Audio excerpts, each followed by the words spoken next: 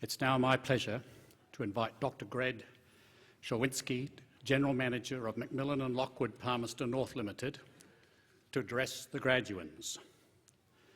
Greg has a real passion for the building industry and is currently employed as the General Manager of Macmillan and Lockwood Limited.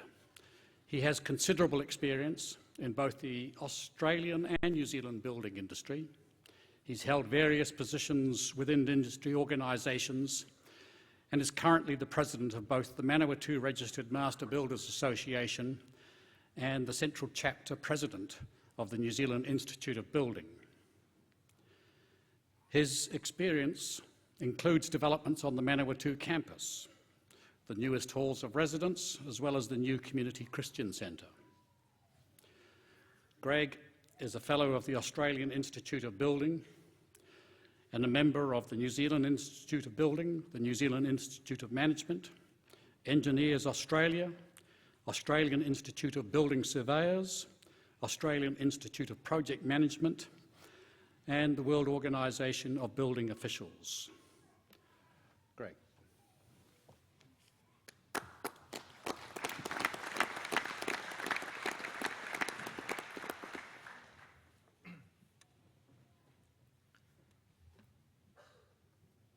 Firstly, congratulations to all graduands gathered here today on passing a significant milestone in your academic chapter.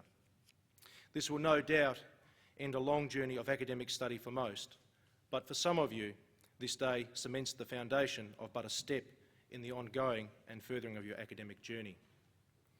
However, regardless of your achievements at Massey, this day signals the starting day of your contribution to both industry and society at many levels yet to be defined through your application of going forward.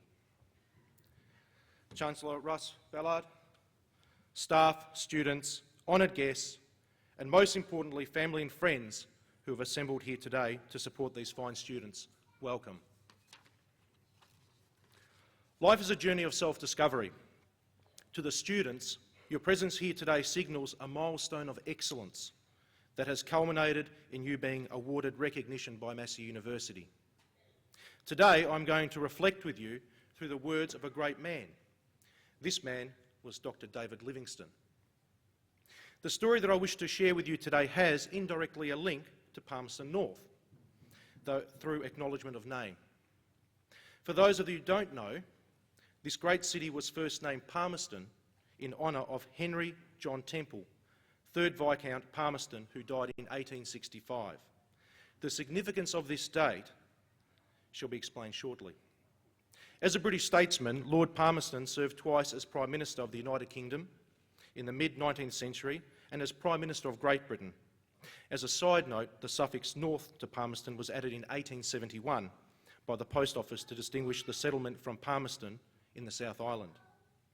Anyway, in 1865, the great explorer and man of virtue, Dr. David Livingstone, who endured many a fantastic journey, dedicated a book to Lord Palmerston. This book recorded his expedition to the Zambezi and its tributaries, and of the discovery of Lakes Sherwa and Nyassa that took 6 years between 1858 and 1864. In my hand, I hold an original first publication. This book documents the travels of this extraordinary man into deepest, darkest Africa and notes the dark curse of the slave trade of the 1800s, which in its time was acknowledged as being ethical for business purposes by some colonial powers of the day. Now, if you can imagine, the scene is set. A couple of days ago, the expedition had seen 2 human heads lying on the ground. It is now sunrise, and a large party armed with bows and arrows and muskets came to Dr. Livingstone's camp carrying birds, expected to be purchased. On refusal on buying the birds, the following ensued after a day spent following the expedition party. The following quote is modified, and it records the unprovoked hostility with regard to a business transaction. They followed us all the morning, and after breakfast, those on the left bank swam across and joined the main party on the other side. It was evidently their intention to attack us at a chosen spot. We had to pass close to a high bank. Now the story really heats up. But their plan was frustrated by a stiff breeze sweeping the boats. They pushed out from the side as far as the shoal water would permit, declaring that we had not come to fight, but to see the river. We were friends, and our countrymen brought cotton and ivory and wished to come to trade with them. All we wanted to do was go quietly up the river and return to the sea again.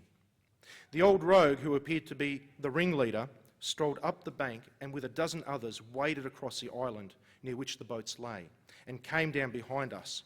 Wild with excitement, they rushed into the water and danced in our rear with drawn bows, taking aim and making vicious, savage gesticulations.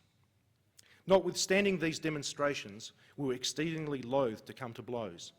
We spent a full half hour exposed at any moment to be struck by a bullet or a poisoned arrow.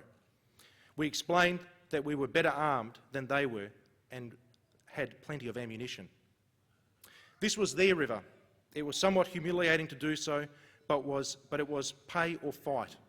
And rather than fight, we submitted to the humiliation of paying for their friendship and gave them 30 yards of cloth.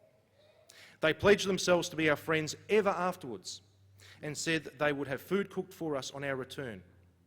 We then hoisted sail and proceeded, glad that the affair had been amicably settled. Those on the shore walked up to the bend above to look at the boat, but the moment she was abreast of them, they gave us a volley of musket balls and poisoned arrows, without a word of warning. Fortunately, we were so near that all the arrows passed clear over us, but 4 musket balls went through the sail, just above our heads. It was only where the people are slavers that the natives of this part of Africa are bloodthirsty. Well, understanding how this historic business transaction went pear-shaped at the end brings me onto the subject of ethics in business, the whole deal, from beginning to end. As future business leaders, I ask that you always take a balanced approach when making decisions and consider the needs or wants of the other party when in negotiation or closing a business transaction. Too often, business people make a decision that contractually may be correct, however morally undermines a long-term interest. Remember that in business, relationships may be lifelong, and a short-term gain may disadvantage you in the long term. Unlike the slave traders of past, your heart should always balance your final decision, not lead it. Your final decision will be weighted from both your education at Massey and professional working life experience. One of the first lessons I was reminded of several years ago on arrival to Palmerston North by a Palmerstonian businessman was always remember to leave a little bit for the other party. Or, as my brother Andrew says, always leave a bit of cheese for the next mouse. This concept of not being perceived as greedy will hold you in good stead when you are invited back by the other party for the next deal. My personal values as a businessman are reflected through my values as a Rotarian. These values are inscribed in the 4-way test of the things we think, say or do. 1, is it the truth? Is it fair to all concerned? 3, will it build goodwill and better friendships? And finally, will it be beneficial to all concerned? Anyway, going back to this book, and on a positive note, Livingstone records his hopes for the African continent and delights through words and pictures its wondrous landscapes and its unique people and customs. A visual record noting nature from fantastic mountain ranges, amazing tunnels of ants, strange musical instruments, weapons of all descript, including bows and spears, beehives, wild river rapids, and in it the mighty hippopotamus, fish baskets, and witnessing the theatrical grinding of corn by fantastically dressed natives, to name but a few. So why, you may ask, have I reflected with you through a snapshot of Livingstone?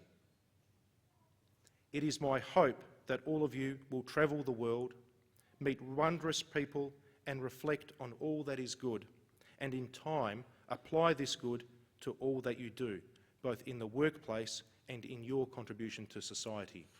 Thank you.